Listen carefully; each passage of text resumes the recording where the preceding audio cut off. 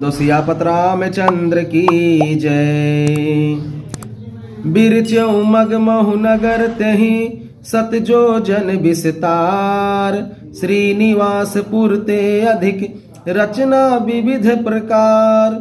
उस हरि माया ने रास्ते में 100 योजन 400 कोस का एक नगर रचा। उस नगर की भांति भांति की रचनाएं लक्ष्मी निवास भगवान विष्णु के नगर बैकुंठ से भी अधिक सुंदर थी। बोल दो सियापत रामचंद्र की जय। बसहि नगर सुंदर नर नारी। जन बहु मन सिज रति तनुधारी। तेहि पुर बसई शील निधि राजा। अगणित है गय सेन समाजा। उस नगर में ऐसे सुंदर नर नारी बसते थे मानो बहुत से कामदेव और उसकी स्त्री रत ही मनुष्य शरीर धारण किए हुए हो। उस नगर में शील निधि नाम का राजा रहता था, जिसके यहाँ असंख्य घोड़े हाथी और सेना के समूह टुकड़ियां थे।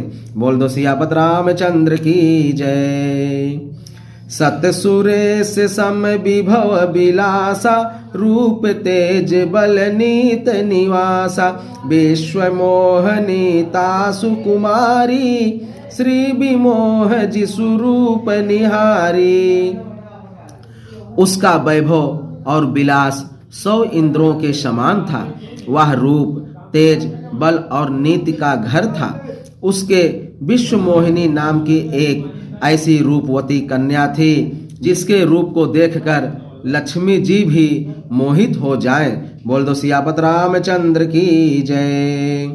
सोई हरि माया सब गुण खानी। शोभाता सुखी जाए बखानी।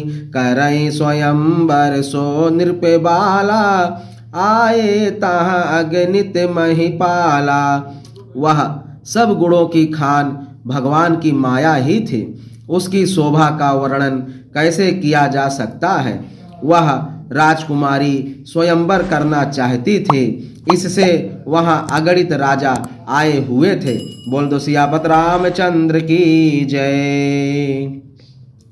मुनि कौतुकी नगर तेहि गयऊ। पुरवासिन सब पूछत भयहूँ। सुन सब चरित भूप गृह आए।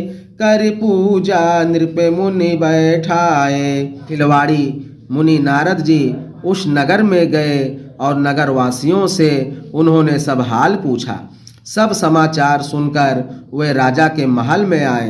राजा ने पूजा करके मुनि को आसन पर बैठाया। बोल दो सियापत रामचंद्र की जय। आन दिखाई नारद ही भूपति राजकुमार। कहऊ नाथ गुण दोष सब यही के हृदय विचार। सियापत रामचंद्र की जय। फिर राजा ने राजकुमारी को लाकर नारद जी को दिखलाया और पूछा कि हे नाथ, आप अपने हृदय में विचार करके इसके सब गुण दोष कहिए। बोल दो सियापत रामचंद्र की जय।